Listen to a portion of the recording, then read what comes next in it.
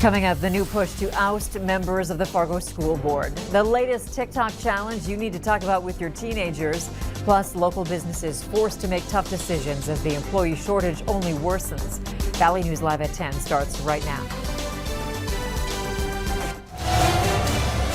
This is Valley News Live at 10. Xcel Energy is working to restore power to roughly 700 customers in Fargo this evening. Both Fargo police and Xcel officials confirmed with us that a car struck a power pole around 7:20 this evening at 14th Avenue and South University Drive. An Xcel spokesperson tells us the two outages are in the South Fargo and Prairie Wood areas. They say crews are doing some switching and routing in order to get power back.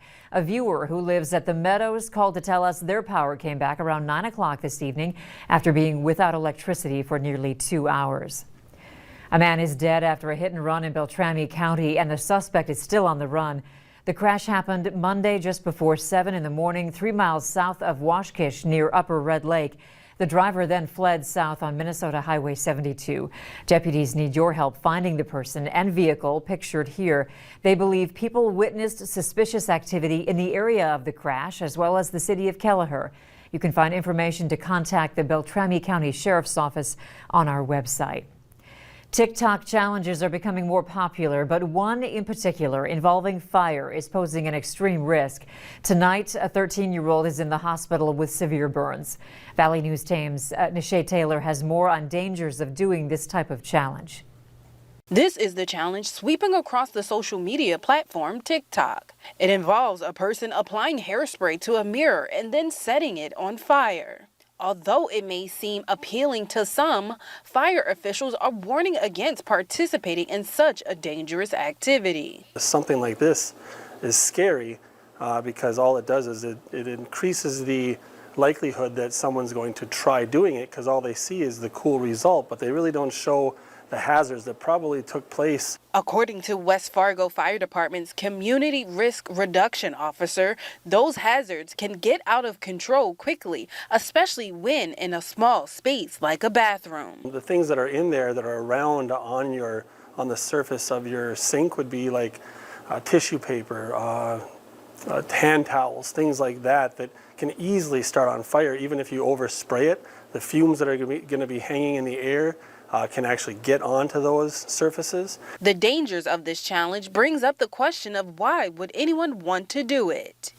One parent says the need for social acceptance because of the amount of peer pressure is concerning. She believes parents should be talking to their children. If you want to have an understanding of your child, you've got to talk to them about the basic things that are happening in their lives and have an understanding of how they're thinking and feeling about those so that they can be open to be talking to you about those things that are happening on social media that are impacting their peers, that they are contributing to. Experts recommend having conversations with teens about these types of things, even if it's just for 15 minutes a day. Nishay Taylor, Valley News Live. Some videos imitating this particular challenge have reached more than 4 million views. Hundreds of employees at the Ralph Engelstead Arena in Grand Forks are victims of a data security breach. In a message to employees today, Jody Hodgson, general manager of the Ralph, says the incident happened in December and resulted in unauthorized access to some employee information. 318 employees are affected, and they will be receiving a notification letter in the mail so that they can take steps to protect their personal data. If you need help uncovering fraud or corruption in your community, call our Whistleblower Hotline 237-6576 and leave your tip. A member of our investigative team will get on the case and go to work to expose the truth. A story called into our Whistleblower Hotline: a local eye center will be temporarily closed after the company says its support staff walked out. Care at TLC Laser Eye Center in West Fargo has been postponed for 30 days while the company hires and trains more people. They say patients will only be affected, or rather accepted, if it's an emergency. The clinic is not alone in making some unconventional choices to deal with staffing shortages.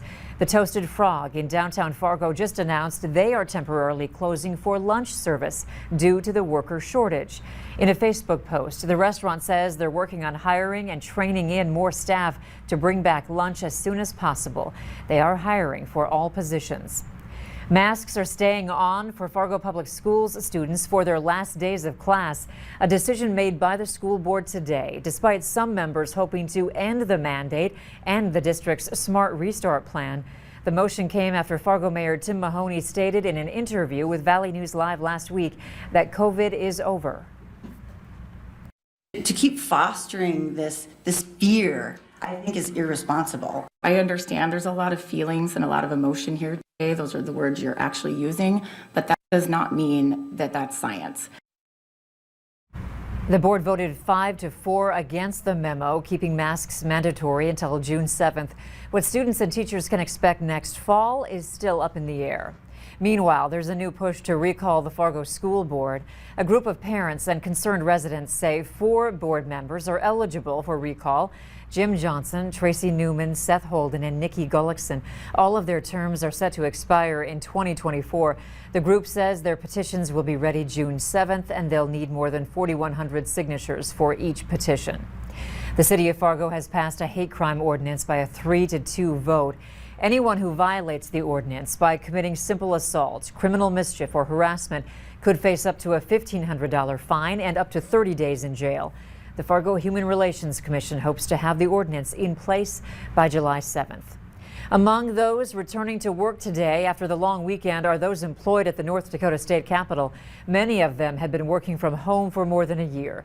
The State Office of Management and Budget says nearly 70% of state employees have been called back to the Capitol. That may be all who returns, and the state could save a lot of money because of it.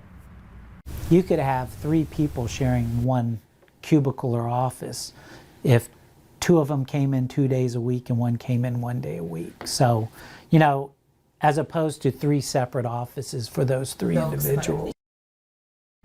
Some agencies are condensing their space and sharing spaces with other departments. In Minnesota, tens of thousands of state employees are opening the mail to a notice that they may soon be forced out of work without pay. This as key lawmakers are working behind the scenes to sort out details of a 2-year budget. Right now, only a handful of bills are completed, though legislative leaders remain confident the work will get done before a special session begins in 2 weeks. If it doesn't, the government could shut down and leave state employees out of work. Carolyn Cummings explains. Conference committees on House files. The Minnesota legislature adjourned. Still left to do, sorting out the budget and policy proposals, all with the promise that come special session in mid-June, they'd get the work done. Still, there's preparation now for the worst case scenario, a government shutdown, leaving state employees laid off or on unpaid leaves of absence. It's an insult to the dedicated public servants that have worked nonstop over the last 15 months. State employees like Megan Dayton, who's president of the Minnesota Association of Professional Employees, received notices over the weekend of potential consequences if a budget isn't passed by the end of the month. Those letters sent to more than 37,000 state employees. Governor Tim Walz wrote them too Monday saying, quote, "I am hopeful this process is just a formality and the legislature will agree to a budget for the next biennium before July 1st. Nonetheless, we are obligated to notify you of this possibility." Dayton says she and others like her are frustrated. My husband and I are both state employees, and so we would go to absolutely zero income in the event of a state government shutdown. So it's really scary. But legislative leaders say they are confident a $52 billion 2-year budget will be signed into law. House Speaker Melissa Hortman reaffirmed that commitment Monday. Senator Gazelka and Governor Walz and I are all committed to getting a budget done on time for the people of Minnesota so that there's no interruption in government services. The special session is scheduled to begin June 14th. Legislative leaders expect to welcome back the public to the Capitol building when that happens. The Fargo Fire Department leading the Battle of the Badges after day 1. Police and firefighters are going head-to-head to see who can get the most donations for the Red Cross. Today, the firefighters had 17 donors. Police had 13. Tomorrow is the last day of the battle. You can donate from 1 until 7 at the American Red Cross. If you choose the police department, you'll receive a free coupon for Sandy's Donuts. If you pick the fire department, a gift card for 6 free wings from Buffalo Wild Wings. Still ahead tonight, meet a North Dakota high school athlete who continues jumping over life's obstacles. Plus, Hutch has a forecast that may make you sweat just hearing it. He's back with the steamy details in a couple minutes.